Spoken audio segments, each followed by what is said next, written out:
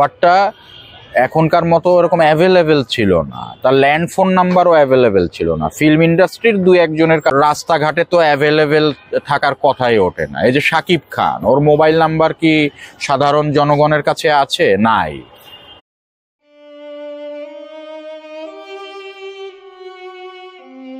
আমি এখন কথা বলবো বাংলা চলচ্চিত্রের মহানায়ক সালমান শাহর খুব কাছের বন্ধু শুভ ভাইয়ের সাথে। আসসালামু আলাইকুম। ওয়ালাইকুম আসসালাম। ভাই কেমন আছেন? আছি আলহামদুলিল্লাহ। আচ্ছা ভাইয়া, একটা ভিডিও দেখেছিলেন, আপনার চোখে পড়ছে যে পরিচালক রেজা হাশমত সাহেবের একটা ভিডিও দেখেছিলেন? কোন ভিডিওটা? সালমান শাহকে নিয়ে যে বক্তব্যটা ফেসবুকে আসলো, কুরুচিপূর্ণ একটা বক্তব্য দিয়েছে যে ওইটা। জি হ্যাঁ হ্যাঁ দেখেছি। কি বলবেন? আপনি তো ওনার খুব কাছের বন্ধু। এখন উনি সালমান শাহর কথা বলছিলেন যে সালমান শাহ মেয়েরা সালমান শাহকে 30 মিনিটের জন্য চাইতো বা অনেক কিছু। আসলে আমি এবার বলতে চাচ্ছিলাম না, আপনি যদি শোনেন। সালমান শাহকে রেজা হাশমত সাহেব চেনে সালমান শাহর জীবনের শেষের দিকে। প্রেম পিয়াসী সিনেমার শুটিং এ 15 না 20% শুটিং করেছিল, এইটুক সময় সে চেনে। আর সালমান শাহকে আমি চিনি 1985 থেকে। হ্যাঁ, ওর সাথে চলেছি ফিরেছি, বড় হয়েছি। তো বিষয়টা হচ্ছে সালমান শাহ এই দেশের একজন মহানায়ক। তো ওই সময় ওর অনেক ফ্যান ছিল। তো ওই সময়কার অনেক ছেলে ফ্যানও ছিল, মানে মেল ফ্যানও ছিল, ফিমেল ফ্যানও ছিল। তো ফিমেল ফ্যান যারা ছিল এরা ম্যাক্সিমামই ছিল স্টুডেন্ট, ওই সময় স্কুল কলেজ ইউনিভার্সিটি স্টুডেন্ট ছিল। তো ওই সময়কার ওর যে ফ্যান ছিল, অডিয়েন্স ছিল, এরা সব ছিল ভদ্র মার্জিত। ওই 30 মিনিটের জন্য আপনাকে বেডে চাই, আই লাভ ইউ, এসব কথা যে বলতো, মানে রেজা হাশমত সাহেব যেটা বলেছে এটা সম্পূর্ণ বানোয়াট। এরকম কোন ফোন সালমান শাহর কাছে আসতো না। এটা রেজা হাশমত সাহেব, আমার যা ধারণা, আজিজ মোহাম্মদ অথবা সামিরা টামিরা এদের কাছ থেকে টাকা পয়সা খেয়ে, যেহেতু সালমান শাহর হত্যার বিচারের দাবিতে আমরা রাজপথে আছি, এটাকে কলুষিত করার জন্য রেজা হাশমত সাহেবকে দিয়ে এগুলো বলানো হচ্ছে। আচ্ছা, তো উনি তো এই পর্যন্ত যতগুলো আপনাদের মানববন্ধন হয়েছে সেখানে উনি ছিলেন। হঠাৎ করে এমন একটা বক্তব্য, আসলে কিভাবে ওনাকে মানববন্ধনে এনেছিল আমাদের সালমান ভক্তদের মধ্যে কেউ কেউ এনেছে। আমি যেটা দেখছি, আমি নাম বললাম না, সালমান ভক্ত দেখছি। উনি রেজা হাশমত সাহেব বলছেন যে সালমান শাহকে মেয়েরা ফোন দিত, ফোন দিয়ে 30 মিনিটের জন্য সালমান শাহর সাথে বেডে যেতে চাইতো। এটা সম্পূর্ণ মিথ্যা এবং বানোয়াট। সালমান শাহ মারা গিয়েছে 96-এ। ওই সময় কি অ্যাভেলেবেল মোবাইল ছিল? মোবাইল ফোন ছিল না। আর সালমান শাহ মৃত্যুর আগে, ওই 96-এ মৃত্যুর মাস দুয়েক আগে, একটা সিটি সেলের মোবাইল প্রথম বের হয়েছিল, একটা সেট সে কিনেছিল, এবং ওই নাম্বারটা তো অ্যাভেলেবেল ছিল না। ওই নাম্বারটা এখনকার মতো এরকম অ্যাভেলেবেল ছিল না, তার ল্যান্ড ফোন নাম্বারও অ্যাভেলেবেল ছিল না। ফিল্ম ইন্ডাস্ট্রির দুই একজনের কাছে হয়তো নাম্বারটা ছিল। তো সালমান শাহকে ফোনটা কিভাবে দিবে, কিভাবে ফোন দিবে? আমি এখানে দুটো কোশ্চেন অ্যাড করব। ফিমেল ফ্যানরা ফোন দেওয়ার তো প্রশ্নই ওঠে না। এখনকার মতো তখন কি অ্যাভেলেবেল মোবাইল ছিল নাকি? ছিল না। আর সালমান শাহর সাথে আমি চলেছি, ওকে কখনোই কোনো ওর মেয়ে ভক্ত ফোন দিয়ে কখনোই বলেনি যে 30 মিনিটের জন্য বেডে যাওয়ার কথা, আই লাভ ইউ, এসব কখনোই বলেনি। এটা রেজা হাশমত সাহেব সালমান শাহর খুনি চক্রের কাছ থেকে টাকা পয়সা খেয়ে সালমান শাহর বদনাম করার চেষ্টা করছে। হ্যাঁ, এটা বোঝাই যায়। উনি এটা সম্পূর্ণ মিথ্যা এবং বানোয়াট বক্তব্য দিয়েছে। তো শিল্পী সমিতির সভাপতি শাহিন সুমন সাহেবের দৃষ্টি আকর্ষণ করে বলছি, রেজা হাশমত সাহেবের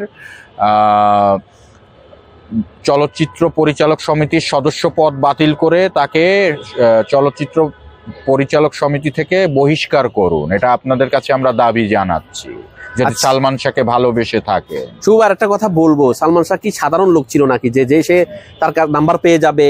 বা নাম্বার পেলেও তো হিসাব আছে। এখন একজন আপনার যদি সেলিব্রিটি হয়, তাকে ফোন করতে হলে প্রথমে ফিএসকে ফোন করে তারপর তার সাথে কাছে যেতে হবে, একদম কাছের লোক না হলে। তাহলে হুট করে মেয়েরা তার নাম্বার পেয়ে গেল, নাম্বার পেয়ে তাকে কলও করে ফেললো, কল করে আবার 30 মিনিট সময় চাইতেছে। মোবাইলই অ্যাভেলেবেল ছিল না ওই সময়। একটা ঢাকার বাইরে কোনো একটা মফস্বল বা গ্রামের কোনো মেয়ে যদি ঢাকায় ফোন করে, তার ওই গ্রামের টেলিফোন এক্সচেঞ্জে যে কল বুকিং দিয়ে তারপর ওইভাবে ফোন করতে হতো, নানান অনেক ছিল। এটা একটা সম্ভবই না। আর ওই সময় তো মোবাইলের যুগ না। সালমান শাহর একটা মোবাইল সেট ছিল, শেষের দিকে ওটা বেশি দিন সে ব্যবহার করতে পারিনি। আর ওই নাম্বারটা তো পথে ঘাটে সবখানে অ্যাভেলেবেল ছিল না, তো তাকে ফোনটা আর কোনো একজন অপরিচিত ভক্ত ফোন করলে তার সাথে তিনি 30 মিনিট বেড়ে চলে যাবেন, এই ধরনের কথা হবেও কেন? এত সহজ না। হ্যাঁ, এগুলো মিথ্যায় বানোয়াট। সালমান শাহকে বদনাম করার জন্য, তার চরিত্র হননের চেষ্টা করার জন্য এই কাহিনীগুলো করছে। আমি শিওর রেজা হাশমত সাহেবকে আজিজ মোহাম্মদ ভাই, সামিরা এরা টাকা পয়সা খাইয়ে এই কাজগুলো করছে। এই মনসুর, রেজা হাশমত এরা টাকা খেয়েছে খুনি চক্রের কাছ থেকে। তো সালমান এবং এই দেশ ও জাতির উদ্দেশ্যে আমি বলতে চাই, আমি সালমান শাহর বন্ধু ছিলাম, খুব কাছের মানুষ। 1985 সাল থেকে ওর মৃত্যুর আগ পর্যন্ত ওর সাথে আমি চলেছি। ওর সাথে আমার শেষ দেখা ওর মৃত্যুর 3 দিন আগে। ওর সম্বন্ধে আমি যা জানি সাধারণ মানুষ তা জানে না।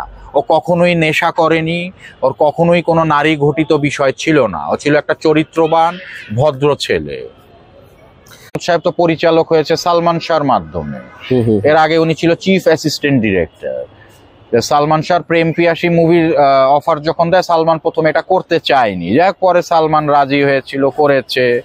শুটিং এর সময় শুটিং স্পটে টাকা নাই, রেজা হাশমত সাহেব টাকা আনতে পাঠায় অন্য জায়গায়। পরে সালমান শাহ বললো যে আমি টাকা দিচ্ছি, 50,000 টাকা দিল, শুটিং চললো। আবার আরেক শুটিং এর সময় 70,000 দিল। এভাবে শুটিং চলেছে ওই সিনেমা।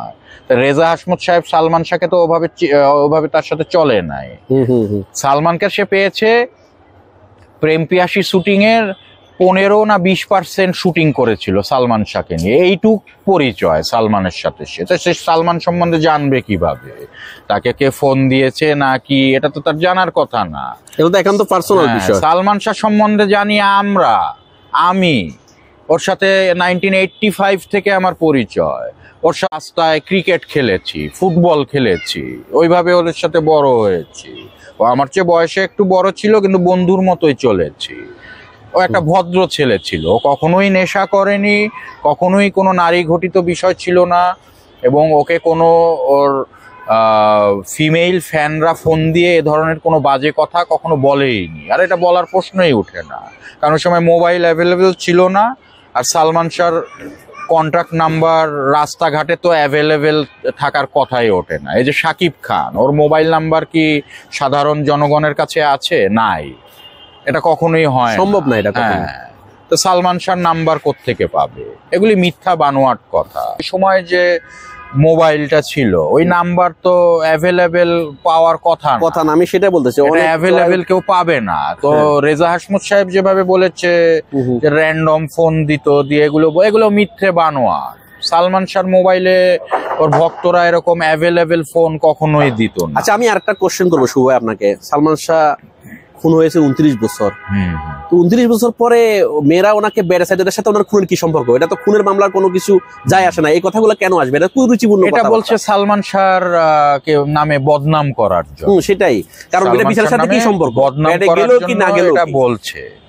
তো এখন আমি পরিচালক সমিতির সভাপতি শাহিন সুমন সাহেবকে অনুরোধ করব, রেজা হাশমত সাহেব এই ধরনের বক্তব্য দেওয়ার জন্য রেজা হাশমত সাহেবের সদস্য পদ, মানে বাংলাদেশ চলচ্চিত্র পরিচালক সমিতি থেকে তার সদস্য পদ বাতিল করে তাকে যেন বহিষ্কার করা হয় পরিচালক সমিতি থেকে। রেজা হাশমত সাহেবকে যেন বহিষ্কার করা হয়, এই দাবি জানাচ্ছি পরিচালক সমিতির সভাপতি শাহিন সুমনের কাছে। কারণ রেজা হাশমত সাহেব এই ধরনের ভিত্তিহীন বানোয়াট কথা বলেছে, এটা ঠিক করেনি। আমরা এবং এটা কি মামলার সাথে যায় নাকি? এটা তো হত্যা মামলার কিছু যায় আসে না। এটা তার নামে ফোন দিল কি না দিল কি, ওনাকে পয়সা পাতি খাওয়ায় সালমান শাহর নামে বদনাম করার চেষ্টা।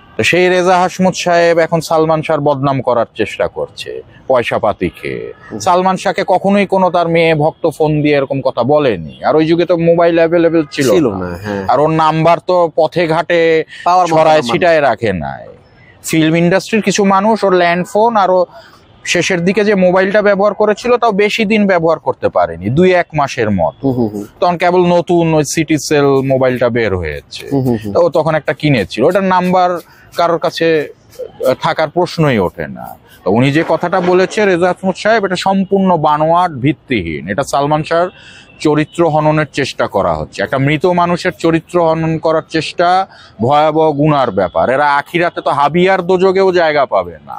শুভ, আমি আপনার সাথে এদেরকে আমি সতর্ক করতে চাচ্ছি। রেজা হাশমত সাহেব, আপনাকে সতর্ক করছি সালমানের বন্ধু হিসাবে। আমি সতর্ক করছি, ও বন্ধু হোক ভাই হোক, ও আমার ভাই এবং বন্ধু দুটোই। আপনাকে সতর্ক করছি, আপনি এসব বানোয়াট বক্তব্য আর দেবেন না। আর যেহেতু বক্তব্য দিয়ে ফেলেছেন, আপনি আপনার ভুল স্বীকার করে জাতির কাছে ক্ষমা চান, যে আপনি ভুল বক্তব্য দিয়েছেন, এটা ক্ষমা চান, তা নাহলে কিন্তু এটা আপনাকে জবাবদিহি করতে হবে। শুভ, ভালো লাগলে লাইক কমেন্ট করে আপনার মতামত দিন। সাথে থাকার জন্য সাবস্ক্রাইব করুন এবং বেল বাটনটিতে ক্লিক করুন।